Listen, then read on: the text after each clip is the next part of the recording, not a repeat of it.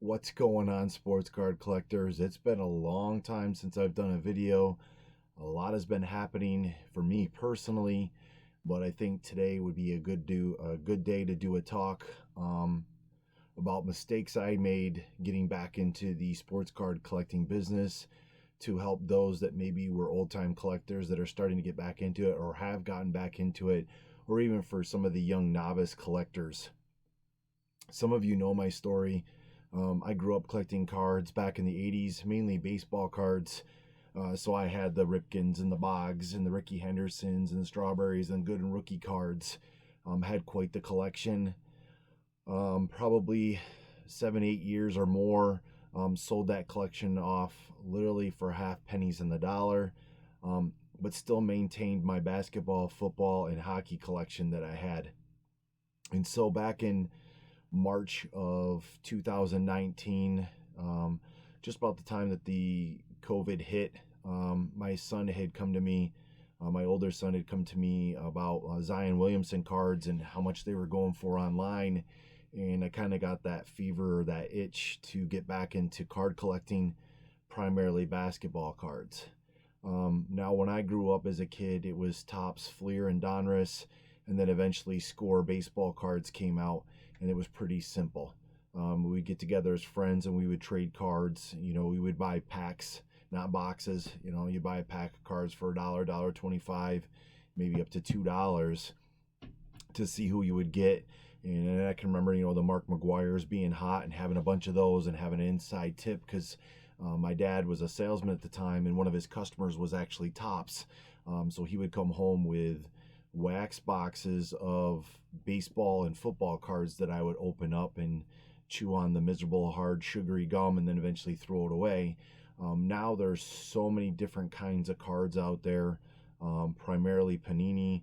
And so what I have learned is, and I know this is going to sound like a double standard, but I'll explain it. But when I got back into sports card collecting, I went hog wild. It was just kind of like you let a kid loose in a candy store, and it was like, oh, look at these, oh, look at these. And I started buying up cards left and right. I was buying cards and putting them on my credit cards. I used 3 credit cards to buy cards, probably totaling in a 3-month period over $12,000. And I told you I'm not a high-end collector. I don't come from money. I'm not made of money. But I was that hooked in. It was hook, line, and sinker for me. So I was buying Ja Morant, and I was buying the Kobe Whites and the Zions, and I couldn't find my Kobe Bryant collection, so I started going heavy on Kobe Bryant because that was my favorite player growing up. I mean, I did grow up in the Magic Johnson area, but when Kobe came along, that was my player. Love or hate him, he was still an awesome player, and he was fun to watch. And so I accumulated some high credit card debt, and it was to my surprise when I was like, holy cow, I didn't realize I spent that much. But then I started putting all my orders on a spreadsheet to see what I paid, and I was like, holy cow. Now, I hadn't got into the grading cards right off the bat, but when I did, I was trying to do a search and I was looking at the prices. I'm like, I can't pay these prices to grade cards.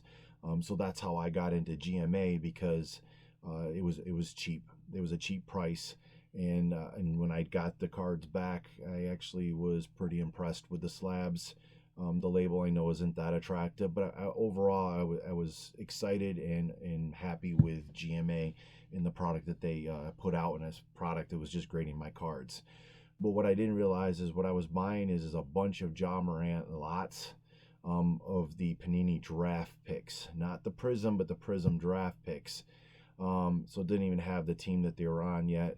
I would buy the hoops in the Donruss boxes before everything went crazy, the blaster boxes, the mega boxes. I would buy PJ Washington, a bunch of Kobe Whites, a bunch of RJ Barretts. Same thing with Zion. Bought a bunch of Kobe's, Vince Carter's. And so I think you can understand where I'm going with this. But then I started getting into card collecting. And what I realized is Prism, the Select, the Donruss Optics, those were the kings, unless you got a numbered card. Otherwise, everything else, and you know me, I don't normally swear on here, but part of my French, were shit. But here's where the double standard comes in. If you are not getting into the card grading for personal collection necessarily, or you're getting into the card grading to flip for profit, um, those cards are not crap. If you are a sports card collector and you are a fan of a player or players, then yes, the NBA hoops, the Donruss, the what else we have here, the Excalibur, the Panini. Those are okay cards to get your favorite player to add to your PC. So I invested heavily in cards that weren't necessarily considered the high value cards, especially when you get them graded, which is fine. I've done all right with flipping my graded cards. I still have a ton of graded cards. It hasn't gone as quick as I want. I've marketed on eBay, Mercari, recently Myslabs. Myslabs I like. I've done a few sales, but I feel offended when I open up where I accept offers and people think it's a garage sale. That just drives me nuts. Make a reasonable offer, and then you got something listed for $300, and somebody offers it for $100 or $90. That to me, I'm just going to decline. I'm not even a counter offer. That's just disrespectful, in my opinion. This is not a garage sale. We're trying to make some money off of it. I still think I have my prices reasonably priced, so you could still make a profit off the cards. But I'm not here for the rant. My mistake is look and take a deep breath and do your research first before you start buying cards. I've sold enough cards to pay back probably 90% of that 12 grand already.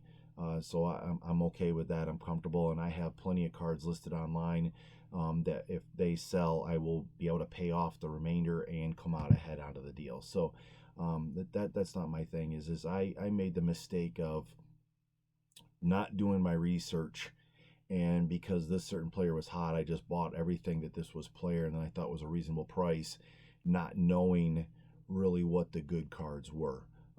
I thought that because I graded cards as a kid, I was the expert coming into this. I wasn't an expert on card grading, but I was the expert because I did this as a kid back in the 80s, maybe early 90s, and then I stopped, and I wasn't. I was actually the novice, the beginner all over again. I had to start all over because there's so many different variations of cards out there and brands that it's almost too much. It's overkill, in my opinion.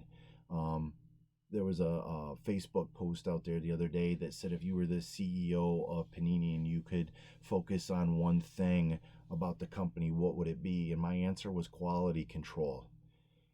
This day and age with technology, I don't understand how you can have cards cut and be so off-centered like the Panini Prisms. A lot of times you look at cards, especially when they're for sale, and if you actually start, when you learn about that, I knew about off-centering and corners, take care of the cards, but for grading purposes, off-centering didn't matter so much as a kid because you were collecting them and you just want to keep that card in good shape. But I'd never seen so many cards come out of packages so off-centered. In this day and age technology, if the computers are doing the cutting of the cards, they should have that precisely centered, and it shouldn't be these off centers like there are top, bottom, left, right, whatever it may be. I know that there may be timing again some errors, but with technology these days, we're getting into hybrid grading. We should be further ahead than this in production of the cards. Some of the cards look sharp. I like the Panini Select. I've never been a real big fan of the Prisms, and I think it's because of the fingerprints, and I'm just not all about putting on gloves to open up cards. It'd be like saying I have to wear gloves to play with a toy so it doesn't get dirty. And I know I'm not playing with the cards, but I actually still really like the optic cards. To me, they just are a sharp, clearer picture. The Select is kind of like the Prism, but I think the cards look a lot nicer than the Prisms do. And I know you have the different levels, the Concourse, the Premier level, and all that. So what I have done is transitioned is eventually I would like to just sell graded cards on my eBay store, but that's going to be a long time before that happens unless I can reconfigure and come up with something different. I was actually going to do a box break this morning, but I have probably 3 stacks of cards over here that I opened up of this year's hoops. They're an okay card, but I mean, let's be honest. For the most part, majority of those cards are $1 card. They're a common card. I mean, as a kid, commons were 5 to 10 cents. Okay, inflation a little bit. They're a dollar card now, and you sell them, 91 cents for shipping, and off they go. And I don't mind doing that because I have over 1,700 cards listed. Majority are those. They're $1, $2 cards, maybe $3 or $4 cards, so that somebody can add to their personal collection, or if they're trying to collect the set themselves and they're missing a card, there's the card to complete their set. So, but just if it's anything that I can teach you guys that are coming back into the hobby or just got back in the hobby or even just starting out, is do your research first. Figure out your why. Why are you in the hobby? Is it just for personal collection? Is it just to buy and sell? Is it a combination of the two? Figure that out first. And then based on what your why is, figure out what kind of cards you do want to collect. If it's for a personal collection for a player or players, then it won't matter to you what card you're collecting. It's, I need to add this to my collection because I don't have this one yet. And that's understandable. If you're into the business more to buy and sell, you've got to know where the value is. I'm still not sending to PSA even if they open back up. I've already done my video why I'm not with GMA right now. I still support GMA, but right now SGC is my go-to. I do have two small orders out. One with Pure Graded X and with Carson Cruz there, and my other one is with Mint Grading out of Canada. And what I don't like about that is it was kind of expensive to ship, and it goes to a freight forwarder and then eventually gets to Canada. They'll grade it and it'll come back. It'll probably go to a freight forward and then eventually come through the mail back to me. But I'm curious to do a review on both of those companies. I'm in contact quite a bit with Carson Cruz at Pure Graded X. Him and I communicated a lot back when he was submitting to GMA, and I like what he's done with his team there and the developing of their labels. They're very similar to RCG and HGA, but I think that Pure Graded X actually has a better label in my honest opinion, even though I haven't got my order back, but just seeing the photos that are popped there. And then CSG is another company they will probably try to as well. But at the whole, I could probably, the grading of the cards is kind of a take it or leave it. It's a personal preference. I think that some of the companies are price gouging, and there's no need for that. They're taking advantage. I know other people are like, well, it brings up the value, whatever you want to call it. It doesn't matter to me. It's a graded card is a graded card. To me, it's more worth the fact that it's in a slab, not so much the number that's on the slab. Especially if it's for your personal collection, the value's still there. Even if it's not graded, obviously you get more money with the graded, but figure out your why. Don't go hog wild. Don't get caught up buying and not pay attention and realize, especially if you're using a credit card, you just ran up a huge credit card debt. That's not something I intended to do. That was not my intentions when I got back into it. I've enjoyed the hobby. I enjoy putting the cards on. I enjoy shipping the cards out. I have recently received a negative feedback. The individual said they didn't receive the card. Well, filed a claim. Before the claim was even filed, they left me negative feedback and said no good. I responded back with, how can you open up a claim before it has even been finished and give me negative feedback before you even found out the results? I did the tracking because it was the eBay standard envelope, and it was out for delivery for their address twice. When I did the tracking number, the individual wouldn't respond back to me. I ended up refunding the transaction anyways to the individual. So congratulations, you got your card. I'm sure of it because it was out for delivery twice. You got your card and you got your money back, and you were able to leave me negative feedback. I took a lot of pride in having 100% feedback. If you want to go look at my feedback of probably the biggest thing with my feedback is how well I package my orders, and I ship usually within 24 hours unless it's a Saturday, late Saturday, so it's not going to go out till Monday anyways. So I'm timely with my orders. I take very good care. All my cards ship in a top loader with a penny sleeve. Sometimes it'll be in a one touch with a penny sleeve covering it, but they're protected cards and they're shipped very well. So I take a great deal of pride of that. I enjoy learning from other people. When I got into it, it was the sports card investor with Jeff. It was PSA collector, which is now a graded card investor. Watching Carson Cruz, Sean Sweeney, and there's a bunch of other guys out there. The personal finance dad. there's a lot of great content out there. Card Collector 2. The market is down. I know that there's your bigger companies, Burbank and all those, are probably still making their sales, but um, my orders have slowed right down. Like I have nothing going out today. I had nothing going out yesterday.